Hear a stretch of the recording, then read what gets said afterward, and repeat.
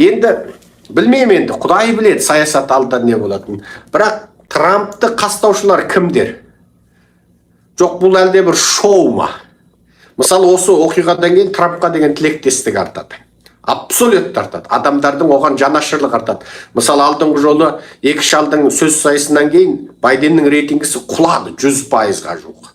Мынау сол кезде 67, анау 33 па сондай болып қалды. Ал мынаған қазір оғатты тірі қалды. Енді бұған тілектестік туады. Мына ақтар, мына Еуропа, Америкақтар өте жүректері жұмсақ болады жаңағы. Деп мысалы өте сондай болады енді. Енді мына шалдың рейтингісі артып кетуі мүмкін. Адамдар бұғын неге атты деп ойлана бастайды. Мысалы, қайсы күні мысалы мен неде отырып пизза жеп отырмын.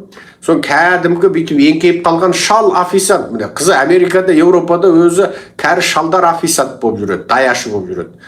Сон әңгіме болып мен нені көріп отырғам мына CNN-нің Трамп туралы айтқан бір ұзын саяси шоуын тыңдап отырғам. Анау көріп, дейді, сосын осылай дедім. Сосын бір кезде Трамптың несін тыңдап отырдым. Қайсы штатта, тағы бір штатта бұл сөйлеп жатты. Сон анау не деді, сон шал қайта-қайта келіп жаңағы пизза қалай екен дейді, жақсы екен деп қоямын. Сон пизза жеп отырғам ғой. Сон бір кезде екеуміз Трамп туралы әңгімелесіп кеттік. Шал қасыма отырып жаңағы даяшы маған пизза тасып, су тасып жүрген шал сөйлесіп кетті. Сөйтсек олар Трампшыл екен. Бұл енді Америкадағы ақтардың, ақ нәсілді англосаксондардың жаңағы мүддесін қорғайды деуге болады. Бірақ сырттан келген қарала құрала жаңағы сығыр-мығыр жаңағы босқындардың құқын сол демократтар қорғайды. Бірақ енді Байденнің өзі де ақ, бірақ Байденнің өзі де ақ болғанмен ол енді сөздің шыны мына орыстың сасық көкірегін басқанда енді Байденде істеген ешкімі жоқ. Рейган Сәбетті құлатты, Байден орысты батпаққа тықты, оның еңбегі зор. Мына Трамп енді қайта-қайта НАТОда әлек шығарып, сендер көп ақшаны Америкаға төлетіп жассыңдар, сендердің амандығыңды Америка қорғайма, сендер байсыңдар, байып дамып жассыңдар, ғылымда жетістікке жетіп жассыңдар. Неге сендер өздерің ақша шығармайсың, НАТОдан шығам дегенді айтты. Біріккен ұлттар ұйымынан шығам дегенді айтты. Дүниежүзілік денсаулық сақтау ұйымынан шығам дегенді айтты. Бұл шалдың енді айту ақша дегенде жаны енді. Американың ақшасын неге біз албаты шашамыз дейтін тағы бір сөздері бар. Сондықтан жалпы енді ғайыпты ешкім білмейді. Енді осы Трамп шығып қалса Қытайды құлатады деп сенген жапондықтар Трамптың рейтингісі арта бастағанда Жапонның жарна базарының акциясы өсіп кетіпті. Демек Трамп шықса Қытайда жаңа құртатынын білет, сонда осы Трампты атқызғанның артында Қытайлар тұрған болуы мүмкін. Бұл бір. Екіншісі, иммигранттардың қандай да бір топтар тұрған болуы мүмкін. Екі. Үшіншісі, Трамп алдыда жаңағы Иерусалимді ешқандай мемлекет, Израиль мемлекеттің астанасы деп мойындаған жоқ. Иерусалим енді исламның да қасиетті жері, христианның да қасиетті жері, яхудилердің де қасиетті жері, еврейлердің. Сол үш діннің қасиетті жері негізі Біріккен ұлттар ұйымы баяғыда оны халықаралық ортақ қала қылайық, үш діннің өкілі де барып өз нанын бойынша тауап қылсын деп айтып отырғанын білет, бірақ қазір ол таласты жер. Енді сол кезде мынау алдыда Американың елшілігін Иерусалимге апарып орната салды да, Иерусалимді жаңа Израильдің астанасы деп мойындады. Енді оны дүние жүзіндегі түгелге жуық дерлік мұсылман елдері оны мойындамайды мысалы. Енді менің ойым, бұның бір күйеу баласы, ана өзі ертең президент қылам деп отырған ана мойны сорайған әдемі қызы бар ғой, ана Иванка деген. Сол Иванкасының күйеуі Күшнар деген Джойд, ол да еврей. Бұның енді еврейге бір бүйрегі бұратыны солда болуы мүмкін. Бұлар енді еврей әулетімен де жақын. Ол Күшнарың да анау мынау жігіт емес, оның да біраз салмағы бар жігіт. Соған қарағанда енді мүмкін бұны аттыруда арабтардың қолы бар ма? Егер арабтардың қолы болып, қандай да бір мұсылмандық радикалық топтардың қолы болатын болса, онда мына Орыс пен Қытайдың құдайы жасайды. 11 қыркүйекте Америка сол арабтармен алысып кетті де, сосын Орыста байып алды, Қытайда есін жиып алды. Егер бұны атқызуда Иранның қолы болса, онда ол бізге пайдалы. Себебі Иран жаңа Орыстың одақтасы, Орысқа қазір шахид дронын беріп отыр, Иранды байытып отырған Қытай. Сондықтан енді бұны кім атты деуге болады? Иран, араб радикалдары, Қытай, мүмкін Орыстың өзі.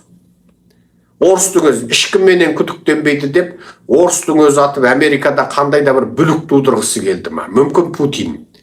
Себебі Путин анау Германияның ең нөмір бірінші қару-жарақ өндіретін компаниясының басшысын өлтірмек болған шпиондары мысалы ұсталып қалды, білініп қалды. Қазір Еуропада Ресейдің бүлікшілерінің қаншасы ұсталып жатыр мысалы. Хакерлік жолмен Еуропада, Америкада олар мына макроструктуралық басқару жүйелеріне хакерлік жаңағы бәлелерін істеп жатыр мысалы интернет арқылы.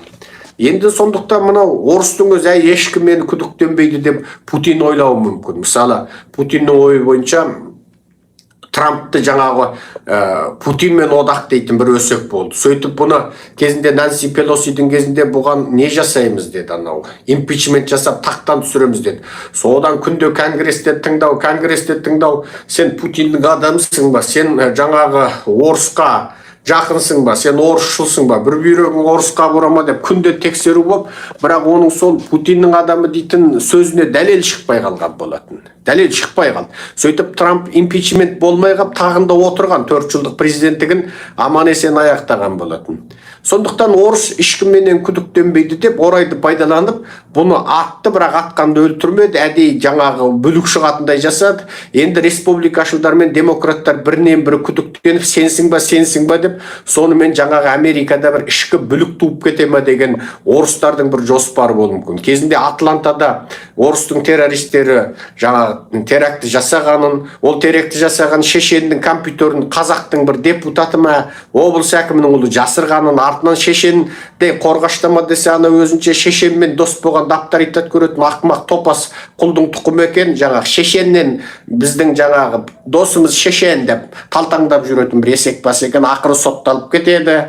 Сол сияқты Америкада қандай да бір теракті сондай бүлік дүрбелең ұйымдастыруды көздеп орыс деген болуы мүмкін. Себебі орыстың медиаларын қарасаң, әне Америкада әне қырғын болады, міне қырғын болады, әне азаматтық соғыс болады, міне азаматтық соғыс болады, иммигранттар мен ақтар, англосаксондар соғысатын болады, Тексас тәуелсіз болатын болады, ақ көк деп орыстар жаңағы бір жеріне қарап балаша береді өзі орыстар ше.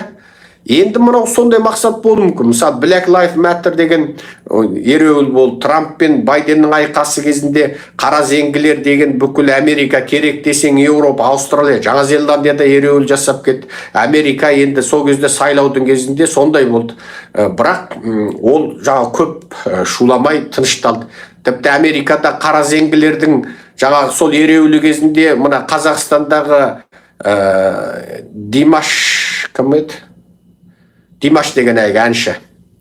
Сол да Америкада қара зеңгілердің құқын қорғайық деп саясатқа кіріп кеткені бар, саясатқа кірмейтін кісінің. Себеп сол кезде бүкіл Қытайдың медиасында ойбай Америкада қара зеңгілерді, қара нәсілдерді қинап жатыр, сондықтан олар күні түн ереуілдеп жатыр деп бүкіл Қытайдың медиасы жазып кеткен болатын. Бүкіл орыстың медиасы сөйтіп қара зеңгі тақырыбын көтеріп кеткен болатын. Бірақ ең сонда бәрі тынышталды.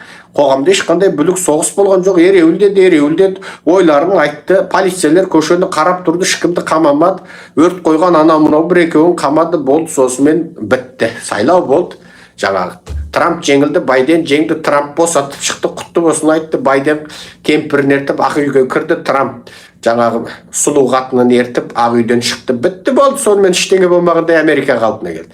Сондықтан мынау орыстардың тағы бір жеріне қарап бал ашып отырып, өздерінше қиялдап, олар айтады, Англия бөлшектенеді, Англиядан солтүстік Ирландия бөлінеді, Шотландия бөлінеді, Испания бөлшектенеді, Италия деген мемлекет болады, Испаниядан жаңағы Барселона бөлінеді деп орыстардың балды аша береді. Сондықтан сол орыстың балгерлеріне сеніп қап, ладно деп Путин давай қанша миллиард доллар беріп, атыңдаршы бірден істеңдерші, ладно, күнде мынау алдыңғы шептен өңкем плохо новости, маған бір хорошо новости естіртіңдерші деп, сонымен орыстар мәз болып Путиннен ақшаны алып, сонымен Америкада бірден істейміз деген болуы мүмкін. Мысалы, диктатуралық Ресейде жаңа ғалымдар Путиннен алған ақшасын ақ болды, көк болды, жоқ болды қылып, ең соңында құртқан. Қаншама қару. Біз деген андай да мындай деді, қаруының түрмінау болды. Кинжал дегенде ешқандай зымыранның қорғау жүйесі ұстай алмайды деді. Біздің жаңағы Искандер зымыранын жер шарында тосатын қару жоқ деді. Сөйтіп Искандері менен кинжалын атып еді, Американың 80 жылғы тат басқан патриоты ұшып бара жатқан орыстың кинжал зымыраны мен Искандер зымыраны, қайда барасыңдар, тоқтаңдар деп ұстап алды, қысқасы былай енді. Сонымен Путин ашуланып бүкіл әлгі зымыран жасағыстардың бәрін соттады. Ең соңғы бір 70 жастағы шалдың өзін 14 жылға соттады. Тура сондай оқиға Қытайда да болды. Чип жасаймыз, бәлен триллион ақша керек деді. Ши Цзиньпин ақшаны төкті тура. Чип жасап Америкаға тәуелділіктен құтыламыз. Сосын Қытай бәле өз чибін өзі жасайды да, сосын бүкіл дүниеде Американың аузын аңқитып кетеміз деді. Сонымен әлгі ақша жоқ, чип жоқ. Сосын Ши Цзиньпин айтты, ақша қане десе, ақ болды, көк болды, жоқ болды деді. Чип қане десе, жасай алмадық деді. Сосын не ақшаны тап, не чипті тап деді де, әлгінің бәрін түрбеге тықты. Сондықтан мынау да сондай бір жоба ма? Біз деген Трампты атамыз, сосын Америка ертең ақ бүлік болады, господин товарищ Путин деді, сосын Путин ладно деді, водкасын ішіп тұрып жобаға окей деді, сонымен орыстың киллерлері келді ма? Кім біледі енді? Құдай біледі. Неше түрлі фантазия ойлауға болады да?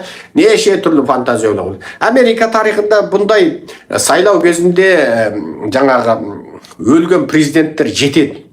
Өлген президенттер жетеді. Анау біз Тексаста болғанда, Далласта болған оққа ұшқан президенттің тура атылған жеріндегі белгіде фотоға түскеніміз әлі естеріңізде 4 жылдан бір мысалы ол фотоны жариялады. Америка тарихында бұл өте көп.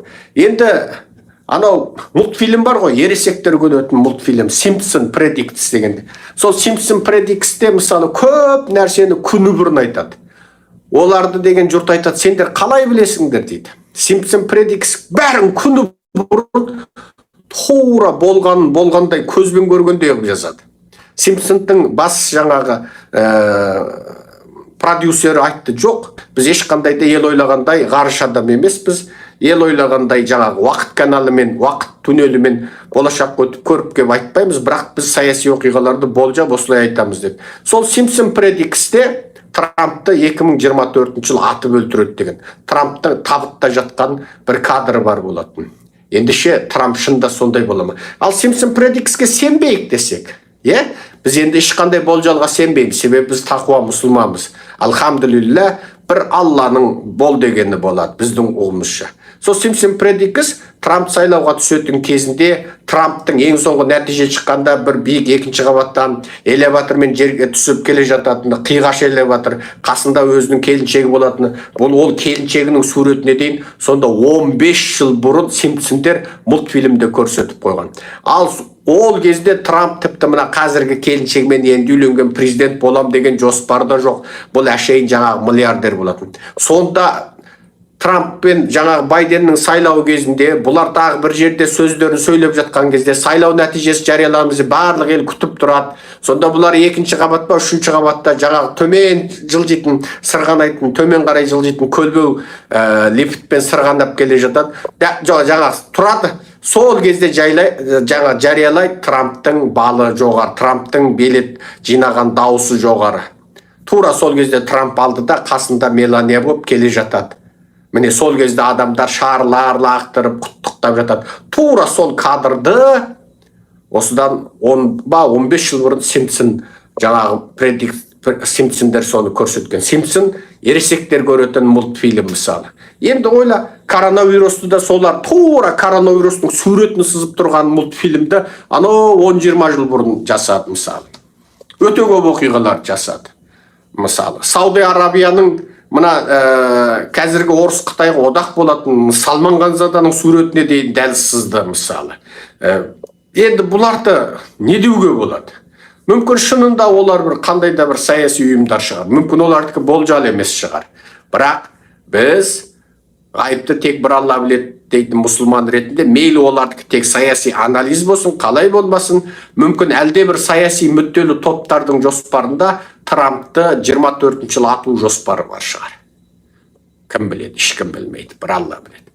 Қалай болмасын, дүние бұрқсар қайнап тұр, қазақтың сергек болғаны керек. Егер дүниенің мына геосаяси жағдайы осындай сұрапыл өзгеріп тұрған кезде, біз қолайлы сәтті пайдаланып, ұлтымыздың мүддесін түгендей алсақ, дүниедегі алпауыттардың бір-бірімен қым-қуыт қарым-қатынасының ортасынан қазаққа пайдалы қандай да бір ұпайымызды түгендеп қалсақ, сөйтіп мына зұлым қанішер, орыс құл, Қытай құл, мына қанішерлердің құралы болып отырған, қазақты езіп ұстап отыратын тек пайдаланылатын құралы болып отырған Назарбаевтық, Тоқаевтық кландардан құтылатын болсақ, қазақ жерінде демократия орнататын болсақ, онда Құдайдың оңдағаны. Міне, қаншама елдер саяси орайды қолдан жібермей ұстап қалды, сосын бақытты баяшатты өмір сүріп жатыр.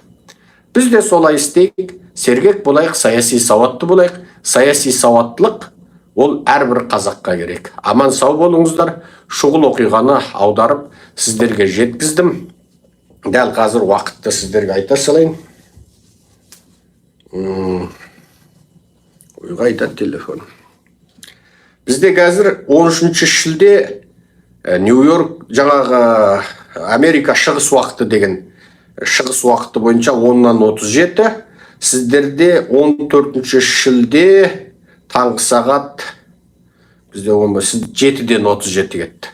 Қазақстанда 14 шілде таңғы сағат 7-ден 37 кетті. Осыдан бірнеше сағат бұрын осындай Америкада бір сұрапыл оқиға болды. Ал аман сау болыңыздар, қалың елім, қазағым.